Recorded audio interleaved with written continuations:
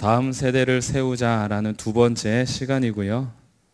시편 78편 12절부터 35절까지 함께 나눌 말씀인데 우리 34절과 35절 두 절만 같이 읽도록 하겠습니다. 하나님 말씀 시편 78편 34절과 35절을 우리 함께 읽겠습니다. 시작.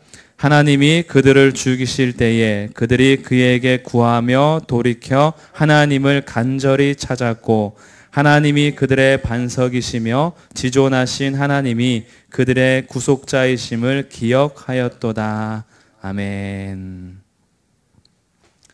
네, 다음 세대를 세우자라는 것은 우리가 어떤 어린 아이들, 학생들, 청년들만이 아니라 우리 모두가 사실은 세워져야 다음 세대가 세워지는 것이고 우리의 연배에 따라서 우리가 누군가에게는 또 다음 세대가 됩니다. 그래서 우리가 어떻게 다음 세대를 세울 것인가 오늘은 세 가지 또 지난주에 3번 이어서 오늘 4번째, 5번째, 6번째 말씀을 78편에서 찾아서 함께 나누도록 하겠습니다.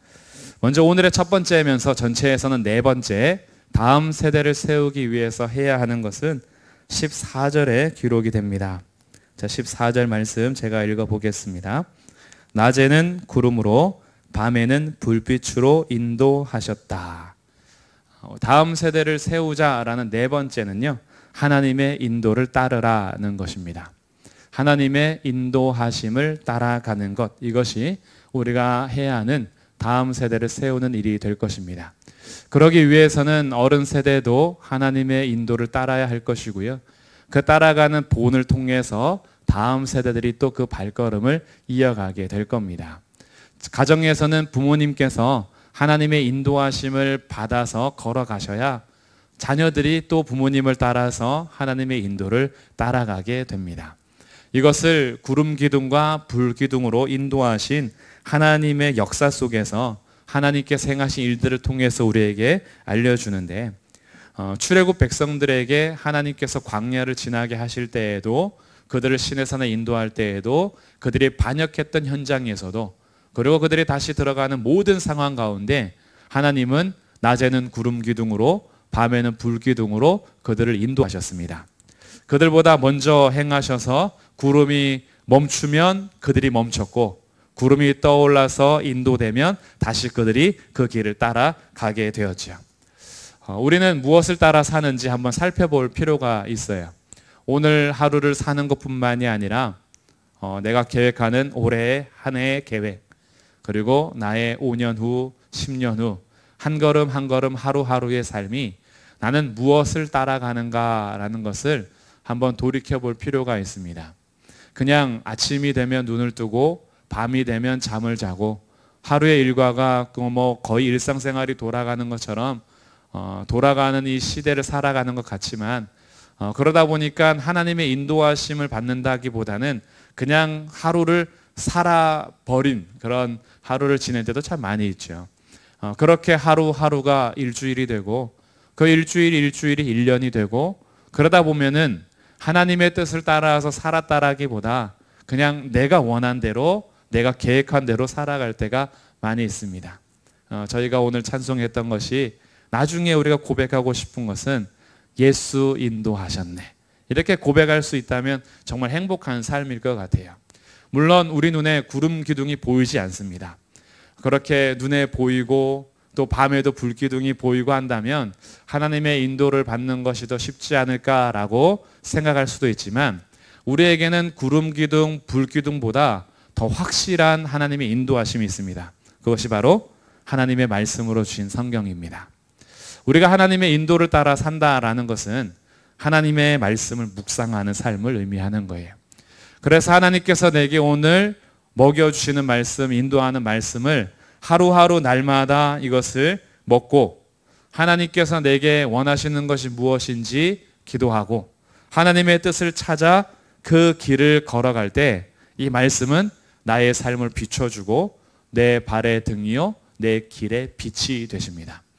우리 눈에 보이는 구름 기둥과 불 기둥이 아니라 더 확실한 인도하심, 하나님의 말씀으로 우리를 분명하게 인도하실 터인데, 나는 어떤 생각과 어떠한 가치관으로 하루하루를 계획하고 살아가는지요. 우리가 다음 세대를 세우기 위해서는 이 묵상하는 삶이 우리의 삶에 분명하게 습관이 될 뿐 아니라 이 삶은 우리의 삶과 떨어질 수 없는 걸음이 되어야 할 것입니다. 그래서 내 생각을 뒤로 하고 하나님 말씀 따라 걸어가는 삶, 이것이 우리에게 훈련이 필요할 텐데요. 아직도 묵상하는 것이 습관이 되지 않으신 분들은 하나님 말씀을 묵상하는 습관을 들이시기를 권면합니다. 매일매일 할 수 있다면 제일 좋고요. 아침 저녁으로 할 수 있다면 더 좋고, 그 말씀을 하루 종일 곱씹을 수 있다면 훨씬 좋겠죠. 우리가 요즘에 시대가 좋아서요, 자기애가 장치만 걸어놔도 할 수 있습니다. 시간마다 알람이 울리게끔 하는 거죠. 그래서 아침, 점심, 저녁 이렇게 3번을 해도 되고, 아침에 한번, 저녁에 한번 알람이 울려서 그때 내가 묵상한 말씀을 한 번 더 읽을 수 있으면 좋겠죠. 오늘 내가 곱씹는 말씀이 이런 말씀인데, 이런 말씀이 하루하루 묵상하는 삶이 하루하루 습관이 되다 보면 어느 날 주님께서 주의 말씀이 내 안에 거하고 내가 주님 안에 거함으로 우리가 함께 정말 주 안에서 먹고 마시는 그 친밀한 교제를 누리게 됩니다. 그렇게 하다 보면 하루하루에 걸어가는 삶 속에서 하나님의 음성에 민감하게 반응할 수가 있어요. 하나님께서 말씀하시는 것을 우리가 조금 더 분명하게 들을 수가 있어요. 근데 이런 삶이 습관이 되지 않고 평소에 묵상하지 않으면 하나님의 말씀을 구할 때에도 잘 안 들릴 때가 있어요. 왜냐하면 이 막힌 귀가 너무 두꺼워가지고 주님께서 말씀하시는 것들에 대해서 듣는 귀가 발달되기보다는 세상의 말에 귀를 기울이는 것이 훨씬 발달이 되어버렸거든요. 그러다 보니까 내가 원하는 것을 들어요. 하나님 말씀대로 듣는 것이 아니라 내가 원하는 것을 찾아 듣다 보니까 때로는 하나님 말씀으로 인도받는 것 같아도 내가 원하는 말씀들만 골라서 가고 싶은 대로 갈 때가 있습니다. 인터넷이 워낙 활발한 오늘날 시대에 내가 원하는 말씀만 듣는 경우도 참 많아요. 그래서 하나님 말씀을 묵상할 때는 창세기부터 계시록까지의 말씀을 골고루 묵상할 수 있는 그런 평생의 삶이 하나님의 인도하심을 받는 삶입니다. 그럼 그 길에는 구름 기둥과 불 기둥처럼 눈에 보이지는 않겠지만 그거보다도 더 확실한 하나님 말씀으로 인도함을 받을 터인데, 하나님 말씀을 따라 인도받는 삶은 결코 망하지 않습니다. 왜냐하면 하나님의 말씀이 신실하시기 때문이고요. 하나님 말씀 따라 걸어가는 삶의 끝에는 분명하게 하나님 원하시는 하나님의 나라와 뜻이 이루어집니다. 그 나라는 영원합니다. 그래서 결코 실패하지 않는 삶을 살게 되는데, 우리 다음 세대들에게도 묵상하는 훈련을 잘 들여주시고, 부모 세대도 또한 또 다른 다음 세대도 하나님 말씀을 가까이 할 수 있도록 하루에 많이 묵상하는 것이 아니더라도 하루에 단 한 절이라도 정말 작은 분량이라도 하나님 말씀을 늘 묵상하면서 인도함을 따르는 것, 이것이 다음 세대를 세우는 또 하나의 길이 되겠습니다. 오늘 두 번째 다음 세대를 세우는 것은요, 18절에 등장합니다. 그들이 그들의 탐욕대로 음식을 구하여 그들의 심중에 하나님을 시험하였으며, 이제 이 18절부터 시작해서 이 30절, 31절 여기까지 탐욕에 대한 이야기를 하는데, 오늘 나눌 두 번째 다음 세대를 세우는 일은 탐욕을 버려라 라는 것입니다. 탐욕을 버려라. 지금 이 18절부터의 배경은 출애굽 백성들이 고기가 없다고 불평했던 그 장면입니다. 우리가 애굽에 있는 것이 훨씬 좋았다.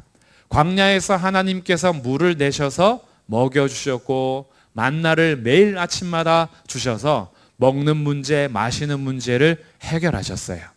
광야에 다닐 때에도 구름 기둥으로 그늘이 되어주시고 그들이 어디로 가야 할지 인도해 주셨어요. 홍해가 앞을 가로막고 있을 때에는 동풍이 불어와서 그 홍해가 마른 땅이 되게 하셔서 갈라지게 함으로 그 길을 인도하심으로 계속해서 함께 계신 하나님입니다. 근데 이들이 버리지 못한 탐욕이 하나 있었어요. 먹고 싶은 것, 자기가 더 원하는 대로 먹고 싶은 것, 없어서가 아니라 풍성함에도 불구하고 욕심을 버리지 못해서 그들이 계속해서 탐욕대로 음식을 구했다 그래요. 이것은 탐욕대로 음식을 구하는 것으로만 끝나는 것이 아니라 그의 마음에 하나님을 시험하는 것과 연결을 시킵니다. 자, 18절 말씀을 다시 보시면 그들이 그들의 탐욕대로 음식을 구하여 그들의 심중에 하나님을 시험하였다. 이 탐욕의 문제를 하나님을 시험한 것과 연관하는데 그들이 그 마음속에 하나님이 과연 19절 광야에서 식탁을 베푸실 수 있으랴. 반석을 쳐서 물을 내시고 시내가 넘쳤으나 그리고 능히 떡도 주시며 자기 백성을 위하여 고기도 예비하시랴. 이렇게 심중에 하나님을 시험하는 이유가 뭐였냐면 내게 베풀어 주신 것에 대해서 감사하지 못하고 욕심이 그 감사를 이겨버렸기 때문이에요. 사실 우리가 넘어지는 가장 큰 원인 중에 하나가 욕심입니다. 욕심 때문에 하나님의 인도하심을 거부할 때가 많아요. 욕심 때문에 하나님의 인도하심을 못 볼 때도 참 많습니다. 우리의 탐욕이 이 탐욕이 결국은 죄를 낳아요. 이 죄는 우리에게 사망을 줄 겁니다. 우리의 욕심으로 인하여서 무너지는 것들이 참 많은데요. 그러다 보니까 하나님께서 분노하시면서 이 욕심을 탐욕을 뭐와 연결시키느냐? 22절입니다. 우리 각자 자리에 계셔서 음성이 저한테는 들리지 않지만 22절을 같이 한번 읽으면 좋을 것 같아요. 22절 시작. 이는 하나님을 믿지 아니하며 그의 구원을 의지하지 아니한 때문이로다. 탐욕의 문제가 하나님을 시험하는 문제로 갔으며 하나님께서 결국 왜 진노하셨느냐? 이 탐욕의 문제는 하나님을 믿지 않은 것이다. 하나님의 구원을 의지하지 않은 것이다. 이렇게 재해석을 해주고 있는 거죠. 하나님의 인도하심을 가로막고 있는 욕심이 우리에게도 있을 수 있어요. 우리가 다시 일어나고 세워지려면 이 욕심을 버리는 작업이 필요합니다. 여전히 이 탐욕이 하나님의 인도하심을 받기보다는 내가 원하는 대로 살고자 하는데 그 큰 원인을 뭐로 보냐 하면 하나님을 믿지 않고 신뢰하지 않고 의지하지 않기 때문이다. 이렇게 나오는 거죠. 하나님께서는 사실 우리에게 필요한 것들을 제공해 주셨습니다. 그리고 지금도 제공해 주십니다. 앞으로도 제공해 주실 겁니다. 날마다 우리에게 필요한 양식을 주시는 분이 하나님이세요. 우리에게 필요한 공기, 물, 우리에게 필요한 양식, 이 땅에 사는 동안에 우리가 살아갈 수 있는 최소한의 것들, 때로는 풍성하기까지 우리에게 베풀어 주신 것이 정말 많아요. 우리나라가 얼마나 잘 삽니까?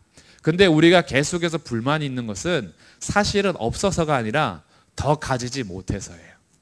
우리에게 필요한 것이 없어서가 아니라 필요한 것이 다 채워지니까 다른 욕심을 채우고 싶은 마음이 큰 거죠.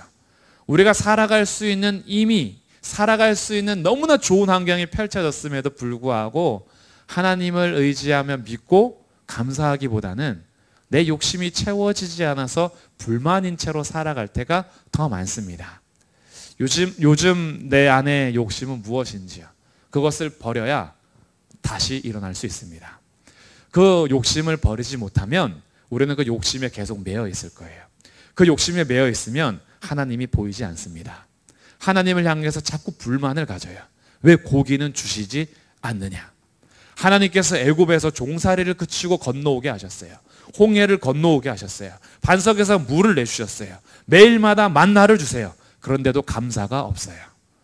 우리에게 날마다 베풀어 주신 은혜가 풍성함에도 불구하고 이 복들을 세어보면 말도 할 수 없이 셀 수 없이 많은 복을 오늘 하루도 누르고 있음에도 불구하고 감사하기는커녕 가지지 못한 것, 없는 것 때문에 우리들은 더 불만일 때가 많습니다. 이 탐욕을 버리십시오. 하나님께서 어느 정도로 하셨냐면요, 사실은 이런 고기를 먹고 싶다는 탐욕에도 하나님께서 응답하셔서 메추라기를 보내주시잖아요. 그렇게 하늘을 창을 내셔서 그들을 먹이십니다. 어떻게 내리셨냐 하면 26절에 그가 동풍을 하늘에서 일게 하시며 그의 권능으로 남풍을 인도하시고 바람을 통해서 27절 먼지처럼 많은 고기를 비같이 내리셨다. 그들이 먹을 수 아주 목에 차기까지 먹을 수 있을 정도로 원대로 마음껏 먹을 수 있도록 엄청 주셨는데 나는 새를 27절 바다에 모래같이 내리셨다 그래요. 그래서 29절 그들이 먹고 심히 배불렀나니 하나님이 그들의 원대로 그들에게 주셨도다. 하나님께서는 때론 우리가 욕심 부릴 때에도 그 욕심을 어린아이 달래는 것처럼 아버지께서 베풀어 주실 때가 있어요. 그럼에도 불구하고 결과 30절입니다. 그러나 그들이 그들의 욕심을 버리지 아니하였다. 먹을 만큼 원대로 먹여주고 배부르게 하고 풍부하게 베풀어 주셔도 그래도 불만이에요. 여전히 욕심을 버리지 않습니다. 인간의 욕심의 주머니는 채워지지 않는 주머니예요. 아무리 넣어도 결코 채워지지 않는 것이 인간의 욕심입니다. 우리의 욕심을 채우려고 살면 평생 줄인 채로 살아갈 거예요. 우리의 욕심 채우려고 살면 평생 불만 품고 살 거예요. 우리의 욕심 따라 살면 평생 불만족스러워하면서 기쁨과 즐거움 없이 살 겁니다. 이 탐욕을 버릴 때에 하나님의 일하심이 더 분명하게 보이고 하나님께서 베풀어 주신 은혜를 감사하며 살게 됩니다. 그리고 이 욕심으로 인하여서 우리의 구멍난 삶을 못 채우는 허덕이는 삶이 아니라 하나님으로 인해서 꽉 찬 삶을 살게 되는 거죠. 그런데도 불구하고 우리의 욕심이 눈앞을 가릴 때가 많아요. 이런 욕심 많은 인간이 이스라엘 백성만은 아닐 겁니다. 오늘 저에게도 분명히 욕심이 있고 우리 성도들에게도 욕심이 있을 거예요. 이런 욕심 부리는 우리의 인생에 더 이상 이제 소망이 없어 보입니다. 이런 소망이 없는 욕심 많은 우리의 인생에 오늘 마지막 세 번째, 다음 세대를 세우기 위한 세 번째가 무엇이냐? 34절입니다. 하나님이 그들을 죽이실 때에 그들이 그에게 구하며 돌이켜 하나님을 간절히 찾았고, 오늘 세 번째, 다음 세대를 세우는 세 번째 일은 하나님을 간절히 찾으라라는 거예요. 욕심 때문에 넘어질 때 있습니다. 욕심 때문에 혼날 때 있어요. 욕심 때문에 매맞을 때 있습니다. 그런데 욕심으로 인해서 메말라 죽기 직전까지 가더라도 하나님을 간절히 찾는다면 소망이 있습니다. 우리에게 제일 큰 문제는 저는 오늘 이 세 번째, 지난주까지 합치면 여섯 번째, 이 일이 우리에게 가장 큰 문제로 보입니다. 왜냐하면 오늘 우리들은 하나님 간절히 찾는 방법을 잃어버린 것 같아요.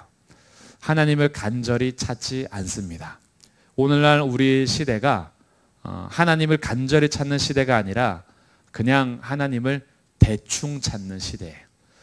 하나님을 그렇게 찾아 매달리지 않습니다. 이전에는 그래도 소망이 있었던 것은 우리 어른들의 세대, 우리 권사님들, 우리 장로님들 시대에는 어려운 문제가 있으면 기도하는 법을 알았어요.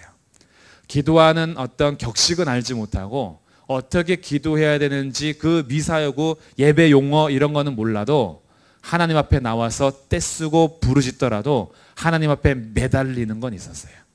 하나님 앞에 계속 반복적인 말을 하더라도 하나님을 찾으면서 하나님 아니면 안 된다고 매달리는 그런 기도의 삶이 있었습니다. 근데 오늘날 우리 시대는 문제가 있어도 하나님을 찾지 않습니다. 찾아도 그냥 형식적으로 찾고 대강 찾는 것이 우리의 가장 큰 문제이지 않나라고 생각해요. 사사시대와 같습니다. 사사시대에 하나님께서 이스라엘 백성들을 징계하셔도 처음에는 징계하실 때에 아파서 하나님을 찾는 시간이 짧았는데 나중 시대가 점점 길어질수록 문제가 있어도 하나님 앞에 기도할 줄 모르는 시대로 가버립니다. 문제가 있고 아프고 압박을 당해도 다른 민족에게 자신들의 나라의 주권이 뺏기고 다른 민족에게 자신의 모든 신앙의 자유가 빼앗겨도 하나님 앞에 간절히 찾기를 잃어버린 시대가 마지막 삼손의 시대에 오는 거죠. 오늘날 우리 시대가 그와 같은 시대가 아닌가라고 생각할 때 이것이 우리에게 가장 큰 문제인 것 같아요. 34절 하나님이 그들을 죽이실 때에 그들이 그에게 구하며 돌이켜 하나님을 간절히 찾았고, 죽이시는 직전까지 가더라도 하나님 앞에 구하며 간절히 찾을 수 있다면 아직 소망이 있어요. 그런데 우리가 지금 하나님 찾는 법을 잊어버렸다면 우리에겐 소망이 없습니다. 다음 세대를 세우는 세 번째, 너무나 중요한 거예요. 하나님을 간절히 찾으십시오. 하나님을 간절히 찾는다는 것은 우리 기도 끝에 예수님의 이름으로 간절히 기도합니다 라는 그 간절이라는 용어를 붙인다고 되는 게 아니죠. 우리의 간절함은 진짜로 예수님께서 아버지 앞에 기도하셨던 그 본대로 자신의 땀을 흘리고 눈물을 쏟으며 정말 그 땀이 핏방울 되기까지 하나님 앞에 기도했던 그것이 간절히 구하는 그런 본인 거죠. 하나님 앞에 매달렸던 여인처럼 자식이 없어서 슬퍼하며 주님 앞에 눈물을 흘리면서 내게 아들을 주시면 하나님 앞에 서원을 하면서 통곡하며 기도했던 한나의 기도처럼 하나님 앞에 매달려서 주님 저의 죄를 정결케 하여 주십시오. 하나님 앞에 정말 자기의 죄를 통회하면서 상한 심령으로 나아가 매달렸던 다윗처럼 이스라엘 백성들을 위해서 하나님께서 함께 가주시기를 간절히 엎드려 기도하면서 주님께서 죽음의 손을 거두시기를 구했던 모세처럼 정말 십자가에서 마지막까지 부르셨던 예수님처럼 교회를 위해서 납작 엎드려 자기 목숨을 다했던 바울처럼 하나님의 백성들을 위해서 끝까지 말씀을 전하며 눈물 흘리며 기도했던 요한처럼 오늘 우리가 다시 회복해야 되는 것은 바로 하나님을 간절히 찾는 것. 우리가 실패한 것 중에 하나가 바로 이것이 아닌가. 하나님께서 우리에게 기도하라고 계속 사인 주시는데, 하나님께서 계속 돌아오라고 사인 주시는데, 하나님께서 여러 가지를 통해서 우리를 흔들고 계시는데도 기도하는 법을 상실해 버렸어요. 하나님을 찾는 법을 잃어버려서 어떻게 다시 기도해야 될지 모르고 있는 우리의 배고파하는 영혼, 돌아갈 수 없는 그런 영혼. 문제 앞에서 울기는 하는데 기도할 줄은 모르고, 문제 앞에서 탄식하며 한숨을 쉬는데 하나님 앞에 구할 줄 모르는 그런 오늘날의 시대 속에서 우리가 다시 다음 세대를 세우기 위해서 오늘 세 번째, 하나님을 간절히 찾는 것. 그리고 35절 하나님이 그들의 반석이시며 지존하신 하나님이 그들의 구속자이심을 기억하여도다. 그렇다면 소망이 있어요. 다시 하나님을 간절히 찾고 하나님을 기억한다면, 그분이 우리의 구속자시며 지존자이심을 기억한다면 우리는 다시 설 수 있습니다. 이전까지 우리의 삶이 기도하지 않는 시간이었더라도 오늘부터의 우리의 삶이 하나님 앞에 다시 기도하며 간절히 찾는다면 주님은 우리를 만나 주십니다. 간절히 찾는 자가 나를 만날 것이다. 너희가 부르짖을 때 내가 들을 것이다. 약속하신 주님께서 여전히 우리와 함께 거하기를 원하시고 하나님께서 자기를 찾는 자들을 만나 주실 겁니다. 하나님 간절히 찾기 힘든 오늘날 시대에 특히 모여서 기도하기 어려워서 각 가정에서 지금 큰 소리로 기도하기 어려울 거고 정말 마음껏 부르짖어서 기도하기 어려운 시간일 테지만 이 시간 우리의 마음을요 진짜 하나님 앞에 간절하게 정말 내놓으면서 하나님 내가 정말 주님을 찾습니다. 하나님 정말 내가 주님을 다시 기억합니다. 그래서 하나님 인도를 따르겠습니다. 나의 욕심을 버리겠습니다. 하나님 저를 도와주십시오 라고 기도하면서 다음 세대들을 함께 세워가는 믿음의 삶이 되시기를 주님의 이름으로 축복합니다. 아멘. 그래서 우리 같이 찬양하면 좋겠는데요.